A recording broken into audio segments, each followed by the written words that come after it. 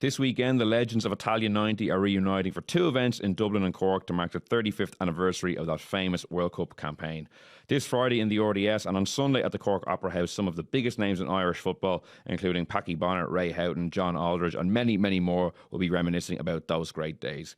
You can buy tickets to the events at www.rebelarmyevents.com, and the proceeds of both shows will go towards the Cork City FC Academy. And another legend who will be appearing at these events is Niall Quinn, and he's here with me in studio today. Niall, how are you? I'm great, Jed. Thanks for having me in. It's lovely here. Yeah, no, we like it. We like it. 35 years since Italia 90. It's funny, like, there was the 5-year, the 10-year, the 15-year, and now here we are, 35 years. I know it's there's a few more months until the official anniversary, but does it feel that long for you? Does it feel like something you can remember easily, or does it feel like the time has passed? No, I can remember so much about it, and it's flown in. Like, you know, when it was mentioned that we come together, that was great. But then when it was 35 years, oh my God, is it 35 years? But the memories stayed strong all through that time, and others will have little things as well, you know, chatting to the lads on the phone for the first time in many years and putting a little WhatsApp group together, and do you remember this, do you remember that, and just, you know, you sort of start to think back to those times. And it was amazing because it was, you know, it wasn't just the Ireland team going to the first World Cup, it was the Ireland fans going to the World Cup, it was the fans country back home, the country, you know, that took to it so much, and it became something, I suppose, that just ingrained itself into Irish life at the time, and everybody apparently got a bit of confidence, maybe a bit too much confidence after it all, and some places were blamed for the Celtic Tiger excesses, that borrowing money to hop on a plane to go and watch a World Cup was easy, so therefore everything else should be easy. Great times though, and I think the innocence of us as a team and the innocence of our fans, but the joy and the happiness that we had while it was going on, I think that's what I remember the most, you know. The idea that we would have security or people walking around with you, or you weren't allowed to interact. Like Jack used to tell us to go off down the villages, wherever we were staying in Palermo, and go down for a couple of hours, have a coffee, and we'd meet fans down there. You know, it's just a totally different thing, you know, compared to the way sort of elite sport has gone. Footballers and going to World Cups now, I'd imagine, be untouchable with armed security, if you like. In those days, we were left to our own devices. We could bring people back to the hotel for a coffee, you know, friends, whatever, that were around. It was just a casual sort of play compared to, say, the modern way. And I think that's that innocence, and that's probably what makes it warmer in memory too. You know, I think that's one of the things I felt, that it did not feel like we were in this pent up situation. We were in this glorious situation where we were, you know, excelling, if you like. Not all the time, not all the games went to plan, but you know, on the world stage, and there was a giddy feeling about it all. You know, it's funny, you know, you look at the list of names that will be appearing. There's obviously the household names, as I mentioned, Ray Houghton, Packy Bonner, yourself, Mick McCarthy. But there's also, you know, some of the maybe lesser known players, you know, John Byrne, Chris Morris, you know, guys who were in the squad. And interestingly, talking to you before we started, I asked you, would you be in touch with these guys all the time, all the guys you play with? And you said, no, not really. Like, I found that interesting. Yeah. We always assume that you always hang out all the time or something. No, I think that in the life of a footballer, the day comes you drop off and you're out of the scene. And a lot of us would have dropped off at different times from that squad. You know, I think Frank was the oldest, so he didn't. I think he was gone pretty soon after that. Others went. Mick McCarthy went 2 years later. You know, and then the new cycle of people come in: the Roy Keanes, the Gary Kellys. Then after them, the Damien Duffs and the Robbie Keanes. And there's a drop off. And where you drop off determines really, I suppose, who you stay in touch with almost, you know. And, you know, I would have said, like, for some of the players, like Jerry Payton, for instance, I honestly haven't seen Jerry, I would say it must be 20 years, you know. And John Byrne, as you mentioned, I didn't even know where John was. He's down in Brighton, working in a hospital in Brighton. John Sheridan came to manage in Ireland, but I didn't get to meet him while he was here. He was down at Waterford for a little while, and I didn't see him there, but spoke to him on the phone. But amazing, speaking to all of them on the phone for the first time in many years, just, it was like it was yesterday, and we were all in the same form, the same crack, the same, you know, stupidity. You know, getting asked, is Leeson Street still going? You know, are we heading there after the gig? I had to tell them Leeson Street's not what it used to be. Just great times, and do you remember this? Do you remember that? And so it really promises to be a lovely get together. I'm glad that we're doing it for the reasons that we're doing it, that it's going to benefit football in some way here. So that's good. But I can't. What I really can't wait about is, you know, everybody will have their own story or two that's their memory, and I have mine. And linking them all together. But also there'll be nostalgia in the air. There'll be fun, because Barry Murphy is emceeing the whole thing, and Barry is fun. And I suppose the other thing then will be people who aren't there, absent friends, that we lost, and Jack obviously, and Alan McLaughlin, one of the players. So Alan was, I think, the youngest, or no, Steve Staunton was the youngest. He was the second youngest and passed away way too soon. So there'll be that. There'll be other people like Maurice Setters, who was the number 2, and some of the FAI people who've passed away. And I had a wonderful photograph to send on to Barry with the Irish team in our uniforms heading up to the airport in our lovely blazer and flannels and shirt and tie that Arthur Ryan from Penny's had put together, and he's sitting in the middle of us all, and we're all standing on like this beautiful sort of background and having our photo taken. And I sent it on, and it was incredible just sitting with Barry and looking at, no, he's gone. Charlie Walsh of the FAI, Doc O'Driscoll of the FAI, Morris Price of the FAI, and Eddie Corcoran from the FAI. These were all really important parts of the journey, and others, and then Maurice Setters obviously, and Jack. But the one that kind of, the troubling bit of it is Alan McLaughlin's not in the photograph, because Alan wasn't with us at all. It was Gary Waddock who was in the photograph with his blazer, with his flannels, with his shirt and tie. And it's a really curious, or curious is the wrong word, it's almost sad in lots of ways, because Gary came out, we flew off, the Taoiseach said goodbye to us up at the airport, and we went off to the World Cup. We played a couple of friendlies. Gary played in them both. We got to the mainland in Italy to get ready to go to the next stage, to go off to Sardinia to play the first game. And all of us saw Gary being called to one side in the airport and kind of remonstrating with Jack, and there was a bit of an argument. I was going, what's going on there? And he literally was told he wasn't part of it on the eve of the World Cup. And when we came out to where the bags were, and we came out into the public area, I should say, Alan McLaughlin was waiting for us. And I had met Alan because I had played in the England B versus Ireland B game down in Cork, where he played really well. I got a couple of goals, and I think I booked my seat on the plane. I was nowhere near the first game. I'd never started a competitive game. I was just thrilled that I'd got on the junket, if you like, and to see that Alan had come in and Gary had been unceremoniously dumped. That will tell you something about the toughness of Jack Charlton and his devil may care attitude, that it was his way or the highway. And that photograph, every time I look at it, I look at Gary Waddock, and then I think of Alan, who's not here any longer either. So there's a lot of nostalgia like that in the air. But then, the good times are there too. So it'll be fun. We were chatting there recently about, the song Ole, Ole, Ole, and how we all went down to Windmill Lane Studios one Sunday morning to sing the song and cut the record, as it were. And we were that bad, they sent us to the pub to have a few pints to come back, and maybe we'd loosen up a bit. And of course, we all have a bit of laugh about things like that. And I suppose just the way the whole thing swept the country, and I had an added value afterwards, because I was single at the time, but all the other lads were married, and they were heading off on holidays straight after the homecoming. And the homecoming was a very special thing, and might come to that again. But the next day they were all heading back, because they had very little time left because of the World Cup to go and have a holiday with their families and then go back to report for pre-season training. But I had this lovely bit of time on my own, and I actually went around Ireland with a country and western music promoter who brought me to events. I did Rooski, I did Edgeworthstown and Longford, then Rooski, I did Letterkenny, I did Claremorris, I did Galway, I did Tralee. No, I was going on at half time for the likes of Declan Nerney and Big Tom, and they'd all sing Ole, Ole, Ole, and then they'd bring me back out for the last song, and Cathy Durk, and I can remember all these great sort of nice. But what was great about it for me was it was a week of understanding how the World Cup had affected rural Ireland. As opposed, it's okay, you go into Dublin, you have 500,000 people have come to see you, and you understand that, and it was great. And then all the lads headed off, but I went on my own little tour, if you like, and I think that's another. Like if you're saying to me my 1990 memories, that's a big memory, because like these ballrooms in sort of rural places were going off the wall when I would come on the stage. I'm talking like maybe how the Beatles got it or something, But it was lovely to see, and I'll always remember that. Now, I turned up for pre-season training. I was in a dreadful state after that week, but it was really worth it. It stands out. Yeah.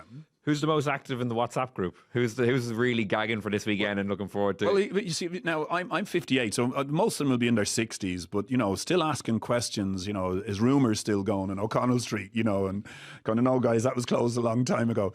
And then the big sort of talking point for most of them was, what are we doing Saturday? Are we allowed to do our own thing Saturday? I went, yeah, we can all go together Saturday. So we've a few things on the Saturday, but I'm told now by popular demand in a vote that was something like 17-2, we're going to Malahide. We're going to Gibney's and Malahide Saturday night, and we'll go and retrace a few old steps, because that's the pub we used to go to when Jack would say, go and give yourselves a drink and be home by 11, and then we'd be sitting in the pub at 11:15 on a Sunday night saying, jeepers, what do you think? And then some bright spark come up with the idea, well, he'll hardly stay up till 2 or 3 in the morning. So, those were the way things would happen. And like, you'd play for your club on the Saturday, no international break, turn up for Ireland, go out in the beer with the lads, and then Jack would have you, he'd do a bit of a session on Sunday to warm down, but nothing. But on the Monday, he'd start the whole process, and you'd sleep, after, because, you've had a hard game Saturday, you've gone out for a few pints on the Sunday. And he kind of trusts you to turn up Monday, and he always had the Monday session at 2:00. He always gave us a lie in. That's nice of him. It was very nice of him, and we'd get stuck in then from that point on. And look, it worked. And I don't know scientifically how it worked. What I do know is that by giving us our head, if you like, and letting us enjoy ourselves, it made us double happy about coming and playing for Ireland. We couldn't. You'd hide injuries to be on the trip. I think there's a clip of Jack Charlton saying that Guinness is full of protein. I think that's still floating around. So I think maybe, I don't know if the sports science was tested on that one. It's funny you mentioned there. I suppose that you're 58. A lot of the other guys are in their 60s. It's almost trying to hear that, because it's just, you kind of remember the guys as they were, in their youth, and you guys have all been part of Irish football and Irish society for 40 years now, almost going back to Euro '88 as well. It's just like. How would you say, like, if I asked you how everyone's doing now at this stage of their lives? Yeah, well, it's great, obviously, to catch up and see how people are, and everybody still has that giddiness that we had as a group, and there was a strong bond. And I'll explain how strong the bond is. When the owner of Cork City got in touch and said, I'd like to bring a few you guys back together, I went, you better pick it then, because who are you going to leave out, And so that he said, oh, well, I'll be able to give you a few quid if you come and do it, but I can't give you all a few quid. And so I said, who do you want? And he named the first 5 or 6 names, and that was the start of the WhatsApp group. And I explained to them, and they went, no, forget about the money. Try, if he can bring everybody, wouldn't it be great? And I think that tells you something about the squad and where the guys are, that the most important thing was to get everybody together and to come and have what is essentially the first 1990 Italia reunion. And we wouldn't be doing it if it wasn't for Dermot Usher, the owner of Cork, so we're really grateful for that. I know it's hard for Shamrock Rovers fans to buy tickets that help Cork City's academy, I understand that, but please God, we'll get around and help some more clubs. We've already had some inquiries about doing stuff later as the actual anniversary approaches and some stuff, so we're delighted that we can do that. But I think what hasn't really got out over the last little while is how good a show Barry has put together. I think that's important. I've had a sneak preview, and as I said, it's going to have a lot of nostalgia. There's a lot of sadness, a lot of emotion, obviously. But I'm absolutely convinced that people who come will go home and feel they'll have been put right back into 1990. I'm expecting some Frank Stapleton meeting Frank Stapleton, I presume, to be brought up. You mentioned Jack Charlton's passing. It's 5 years this year, which it seems hard to believe. And I know he hadn't been in great health towards the end. Like, people might have watched the Jack Charlton documentary, which was an unbelievably nostalgic and touching portrayal of him in his, I suppose, latter stages. Like, how much, I suppose, of a void does that leave in the group? Like, as so many of the stories are traced back to, when Jack did this or when he told us to do that, and he was such a larger than life personality. It's kind of probably, it must be hard, is it hard to kind of, for you guys to almost not accept that he's gone, but like this that void maybe? Yeah, and everybody calls him a father figure. That he was different. He wasn't just all about the football. He'd bring us fishing and stuff, like bringing lads who'd never been fishing before and giving out to us for throwing stones in the river. I can remember that, like, and he losing the hump as if we'd lost a match. Like, you can't do that. You got to tickle the fish, And he was going, right, okay, lads, we're throwing stones in, and he'd go mad over that. But he was a very funny man, whether he meant to be or not. I think he was cute enough to realise, for example, for 4 years before he picked me to play against Holland in that World Cup, he called me Noel. And the lads used to love it because, you know, he'd do, hey, Noel, like, you know, which was great because for the first 6 or 8 months he called me Arsenal. So I kind of worked my way up. Graduated to Noel. I graduated, and eventually he called me Niall then near the end. And he had such funny ways about him, you know.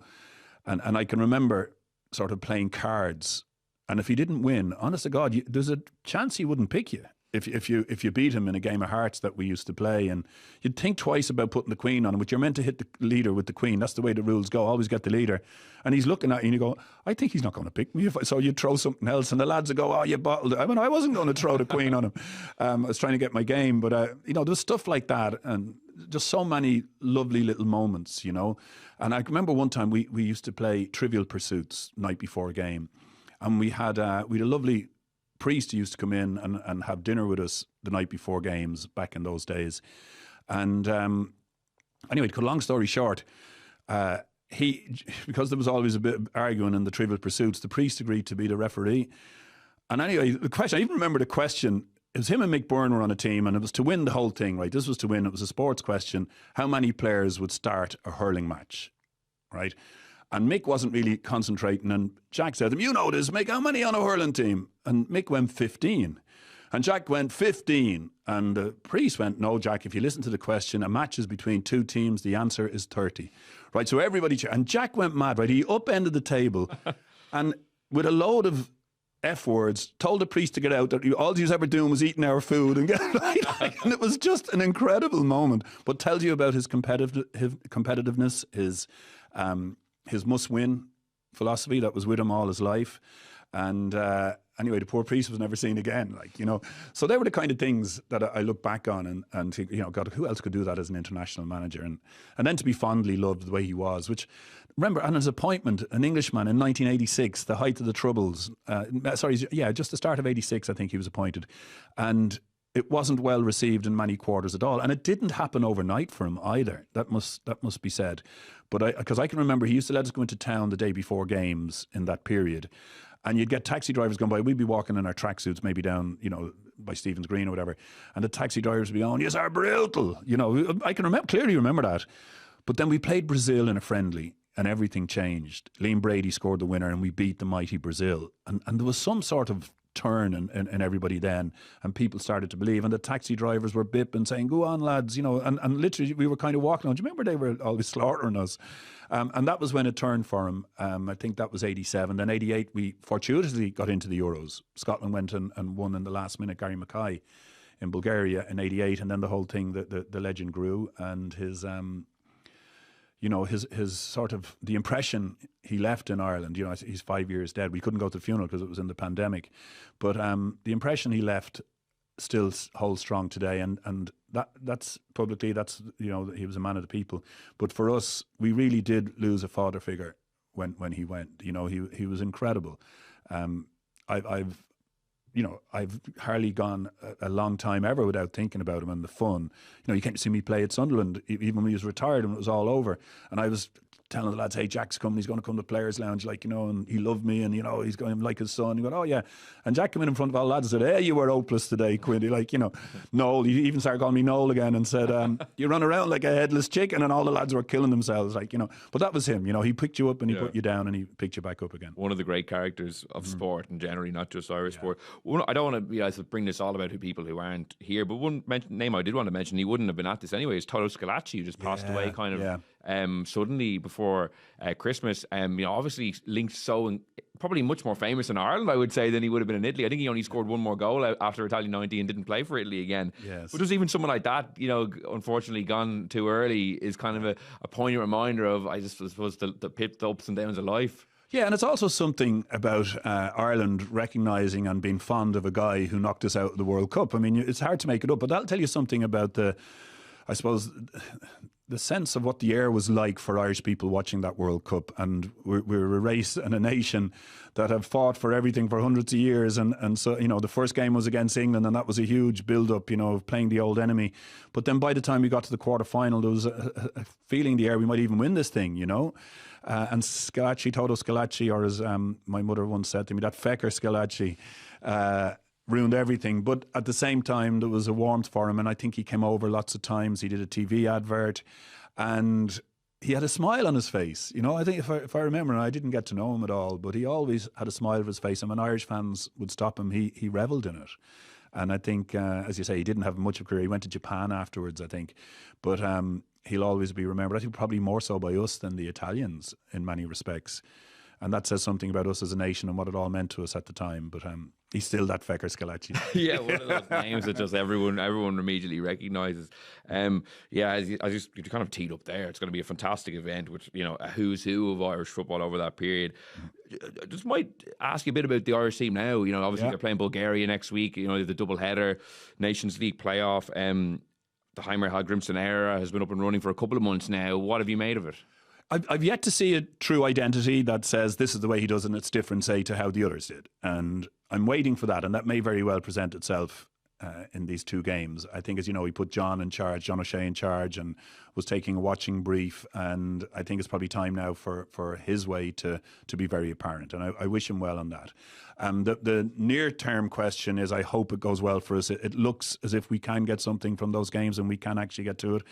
Huge games, if they can come through that, it would really help in confidence, because it's a team that aren't swimming in confidence, as you know, quite the opposite, and it must be so hard for them. I spoke to you about us hiding injuries, coming in, having the greatest time ever for Jack Charlton.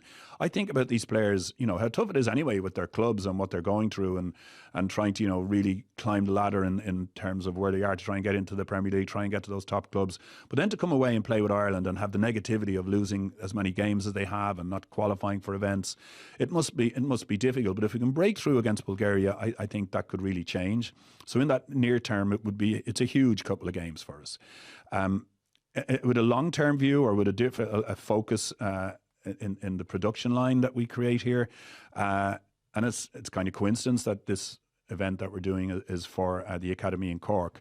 But I think we really have to ask questions about investment in young elite players, boys and girls, to make sure that we can get back on track in the long term. And that will be thrown back to me by GA people, and maybe rightly so, to say, oh, you waste a load of money and you owe, I think, well, when I left it was 67 million. I know they've paid a lot off since I was in the FAI. And I accept that. But at the same time, I find it difficult to watch racing on TV or greyhound racing on TV to know that every bet that goes on them is helping the industry here. I'm delighted for them, don't get me wrong, but there are bets going on football too, lots of bets, and I think the game deserves to get something from that levy. And if we had the money that horse racing is an amazing industry, but I think they got over 80 million, upwards nearly of 100 million from that betting levy, and fair play to them. They have a wonderful industry here. We're world leaders, but our football could do with that as well. And what could we do with an industry? What if all of our academies, our elite academies, could employ several coaches full time and give hours and hours to young boys and young girls to bring them into that elite phase at every club and give ourselves a chance? Because, you know, if we do get a player or two, you know, that, like, you know, Mason Melia being very high in everybody's radar at the moment in terms of the money that St. Pat's will get him, which is great, good luck to him, but he still has to make it. You know, he's a long way off winning matches for Ireland, and hopefully it will all happen. But to get more and more of him, more girls coming through like Katie McCabe, you know, it's not going to happen by the government giving 30 grand to a soccer academy. Well, it's not going to happen. It's interesting you make that point, because about the betting levy that's been brought up before, about is there a way that football can benefit from it? Because the FAI head of women and girls football, Hannah Dingley, yesterday was kind of unveiling a strategic plan, and one of the direct quotes is, the key thing around this plan is how we're going to resource it. We don't have any money, so we have to think about how we're going to impact widely. That kind of says it all, really. Like, it says it all. Unveiling a plan while at the same time saying we don't have the money to fund it. Well, that's it. And I suppose maybe it's because we're looking back at a time of great success in 90 and saying this is what we can do, that it's more relevant now. But I think the day that the Ministry of Sport was bundled in with tourism and arts was a bad day for all of those sectors. Pushed and in many ways divided and left to sort of be piecemeal in the overall sort of story of Irish political life. And that's a great shame, because football has proved internationally, particularly, you know, when World Cup in '94, people have great memories from. Euro '88, you said, the Euros that we did get to in later times. It generates this money through betting. and therefore it should be given the same sort of scope that horse racing and greyhound racing gets. That's my firm belief, and that all clubs should be helped. So, I'll use this example. Okay, so one of the things I asked the Drummondville group to consider was building a Category A academy in Sunderland back in 2006-07. And there was a bit of physical build that had to go, but to pack it with great coaches, etc., and bring in more players. And they gave me access to 1.3 million euro, £3 million at the time, which was probably nearly 2 million euros. So that will tell you the type of money that we spent. Some went into building, but put a good system in place. I'll just name 2 players that came through that academy that would have left within 10 years. Jordan Henderson, Jordan Pickford. There's 50 million in return. If you invest, you have a great chance of getting a return. If you don't invest, asking how any Ireland manager is going to do in the future, we know the answer. We're going to be a second-rate team. We may get lucky, but the reality is our game needs a serious injection to catch up with the rest of the world.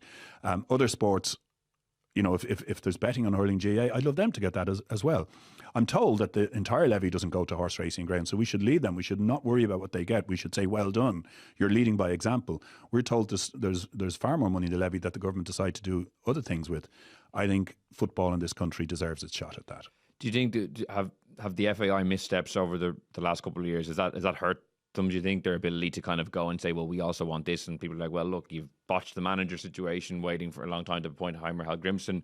You have a Colin Healy situation around the women's team. There's been lots of different kind of controversies popping up over the last couple of years that maybe make it difficult to go and plead your case without people saying, well, what about these other things? Well, yeah, I think, I did start this by saying there's also that huge debt that is strangling the association at this time. And, waiting for years and years for that to pay off and starting then and seeing, can we put a bit of money into development? Where will we be by then? And, I'm an advocate for all sports to get more funding. I think the sports ministry, the Minister of Sport, should be a standalone job. It is so important for the health of our nation just to have sport as a unique, singular ministry, but obviously they don't do that anymore. I love things like the community games when I look back in my childhood, and I think the joy that we all got in every community from those games where you were representing, you're wearing the jersey from where you were from, whether you were doing gymnastics, whether you were doing hurling, whether you were doing rugby, whatever it was, that ethos that we had in the community, that sport meant so much, that's faded. And there's a group that I'd love to see funded far better to bring that back to the life that it had. But I suppose in the world of football, we have 120,000 players every weekend going out playing football. The grassroots game does its best on pennies. The elite game in every other country has a pool and has a revenue creation that allows them to do far more than we're doing. I would love to see a sympathetic government that understands the value in sport and not just lifting soccer up, but going and putting money into elite development. Yes, there is some money going in. And if a politician was at the other side of the microphone here, they would point to the millions that they put in here, the millions put in there. Academies for soccer, Cork, 30 grand to get every boy and every girl on the ladder to top elite football. That's from under 8s all the way up to under 16s, 18s, 30 grand a year. We're not going to do anything with that, and I accept the FAI wasted a lot of money, and the debt was cruel. To find out and unravel all that debt was extraordinary, but you can't sit still either. And I think the game needs to come together. I think the League of Ireland clubs and the FAI need to make a joint case.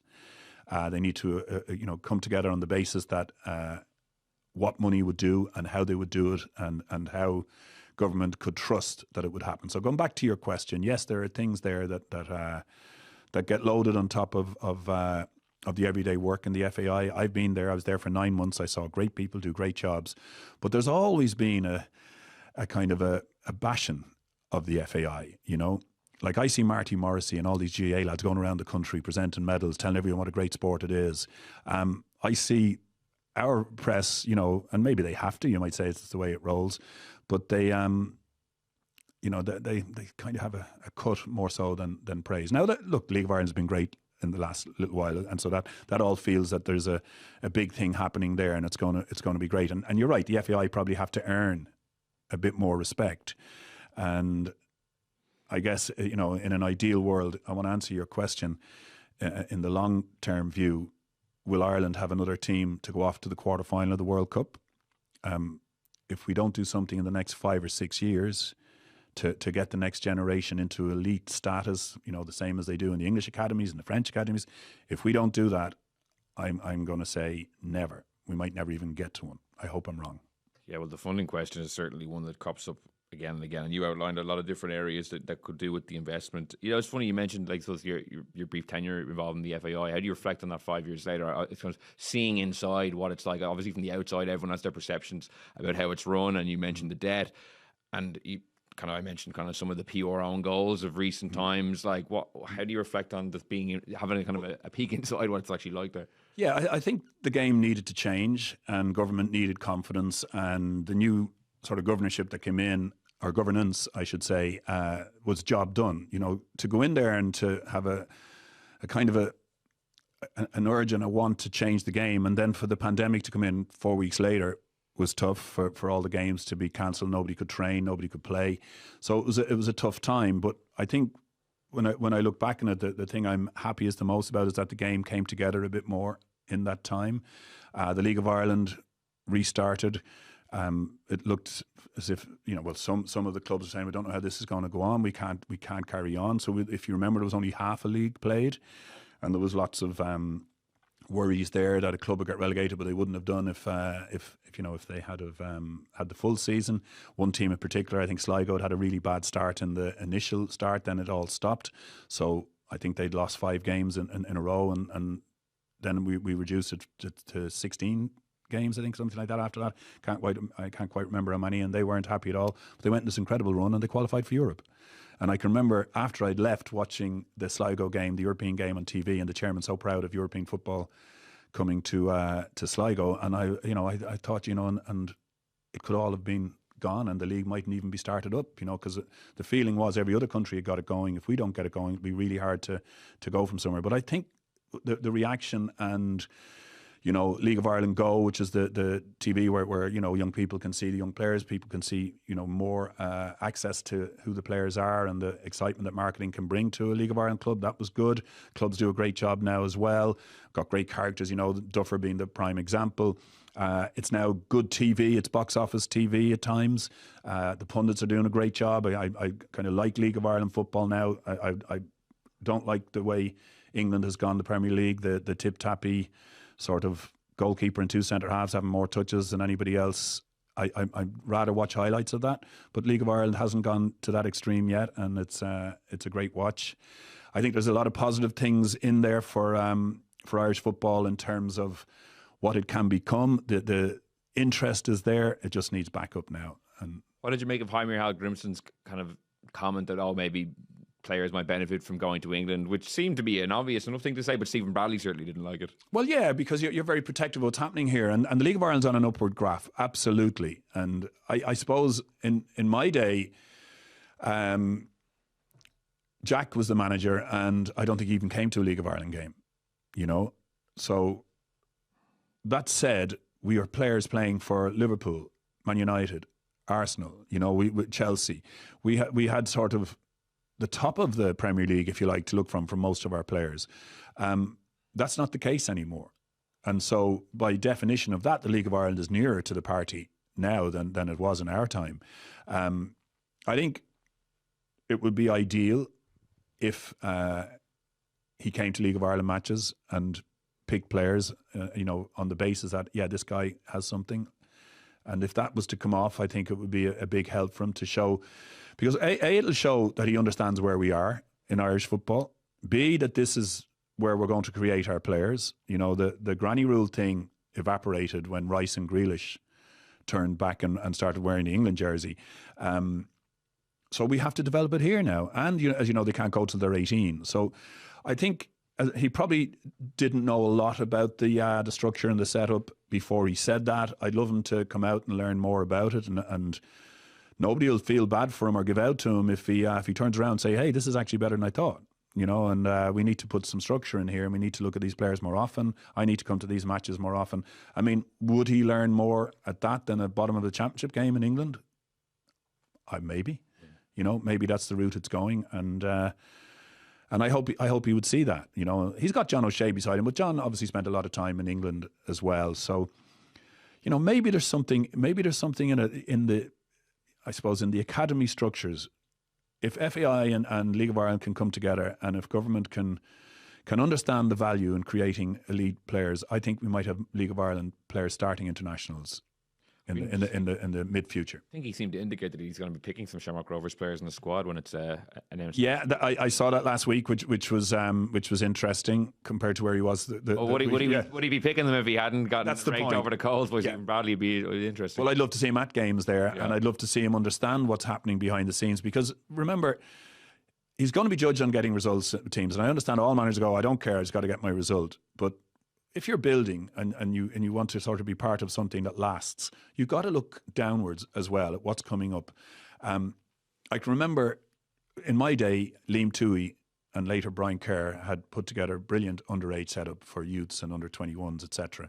And Jack came in and kind of knocked lumps out of it. And the lads never forgave him because he wasn't that interested in the development and winning things at that age. He just wanted to see was there a player there. Otherwise, it was no good, you know. And I don't want the current manager to fall into that trap either. See, is there a player or two there? Yeah, take him. Understand it, get to know it, and see what development can happen, and then marry that in with, you know, youth academies that have purpose, structure, funding, a full-time, if you like, elite industry for younger players, where we might have 9 or 10 paid coaches at a club, you know, giving hours and hours and hours of the modern game into young people, getting the standard up all the time.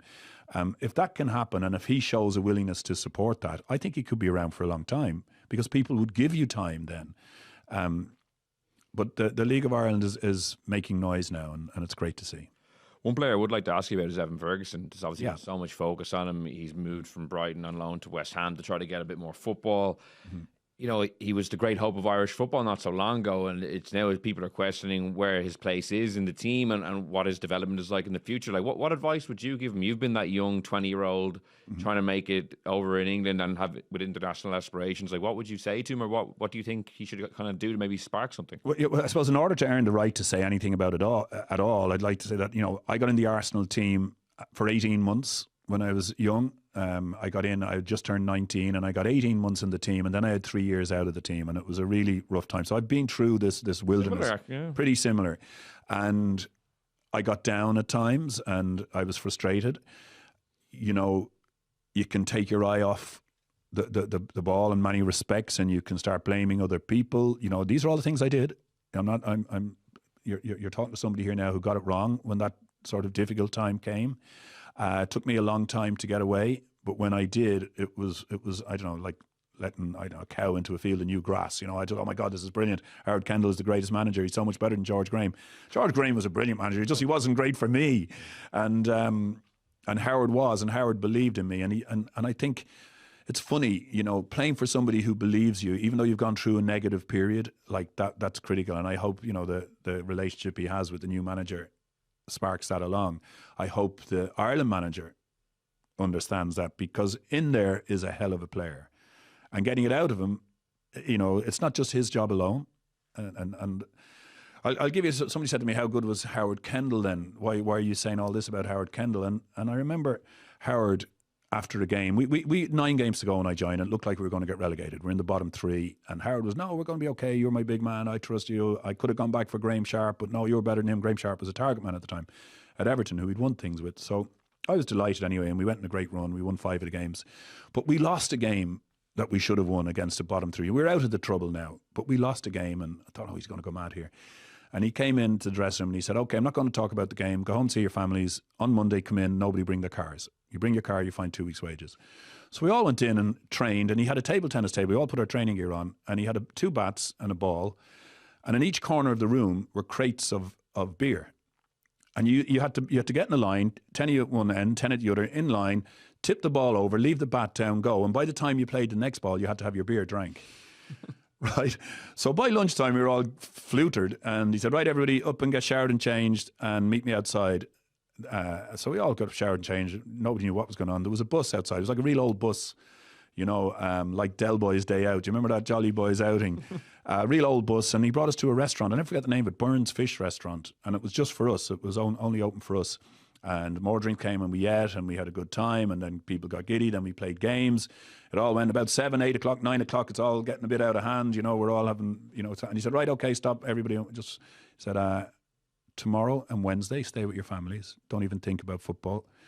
Enjoy yourselves with your family. But Thursday, come in for me. And Adrian Heath and I were single at the time, so we also went out Tuesday and Wednesday, right? So this is the best license of all time. But we won 5-0 or something on the Saturday. You know, the way we played for him on the Saturday was incredible. And I just thought, you know, the man made you want to die for him. And that's what I think sometimes, you know, is missing in players. They don't have that sort of belief in them at the very top, you know. And that's what changed my career, because he made me believe in myself as a result. So I think it's important. And I'll give another example where I was watching the telly and Marcus Rashford had been over in Northern Ireland on a night out. He'd been to Belfast and he was coming home, flying back to Manchester, and the press were gathering for the big sort of reaction from Ten Hag. And I can remember watching Sky going, and that's him, he's in the car park now. You know, it was all this big thing and he was going to get hammered. And I was like, this is going to be really interesting now. What's Ten Hag going to do? Because I know what Howard Kendall would have done. And Ten Hag came out and pulverised him. Said he was a shame, he was a disgrace. All these different things he said about him. How was that player ever going to kick another ball for Ten Hag? And what I was hoping, in my way, was Ten Hag would say, he had my permission. He needed a night out. I'm delighted. He's come back. He's got some great stories. We move on. Hammer him privately and say you've let everybody down. But to do it publicly, that was the day Marcus Rashford was finished at Manchester United. And I knew that. And anybody who knows the game from that side would know it. And that's why I hope that Evan and players like him have people who can bring them there, whether it's a coach at the club. When I went up to Sunderland, I was crocked. I was older. I had 2 cruciates. But we had a guy, Bobby Saxon, who believed in me and believed that we could play the game through me and play, and I could have a much bigger impact than I had at any other club. And like, say that to somebody with 2 cruciates, you know, is he fooling me? Is he just trying to butter me up? But actually, he believed in me. So Evan needs good people to believe in him, which I'm sure they do, but to then sort of reciprocate it and to, you know, to believe in himself, you know, that he can deliver. He's got all the attributes. Troy Parrott starting to score goals overseas now, as you know as well. We'd love to see him bounce again into the next stage, the next phase of his career, and that really is, you know, it's absolutely personified by scoring goals for your country. You know, you might score 20 for your club, but if you got 3 or 4 in important games for your country, it's huge. And you know, we can talk all about this all you want, but Evan Ferguson scoring the winner against Bulgaria, that's him up in the clouds. And we move to the next phase. That's just huge. So I hope that's what happens, or if it's Troy who comes in, you know, that we get that goal and that a new hero is born, as opposed to, as you said, the great hope. Yeah, so it'll be interesting to see who gets picked next week and how the game goes. A reminder that you can go to www.rebelarmyevents.com to get tickets for those 2 Italia 90 reunions this week. Niall, you've set the scene brilliantly for those events. Look, yeah, you're invited. Come along. Oh. I'll get you ticket. Oh, thank you. And looking forward to having a great time, but also keeping an eye on what's happening with the World Cup qualifiers and what have you. So lot and others in the women's games as well. So we're here, delighted to be here. Thanks for giving us the time. Thanks for promoting it. Cork is sold out, by the way, just to let you know. Okay, so sorry, Cork fans, unfortunately. You can come up to Dublin, maybe. Come up to Dublin, yeah. Get the train up. Yeah, there's a few tickets left in Dublin. But look, we're going to have a great time, but there is nostalgia, everything else, but we're firmly committed to helping out the Academy, and if any other Academy wants it, we'll do it as well. Thanks so much for coming in, Noel. Not at all, thank you.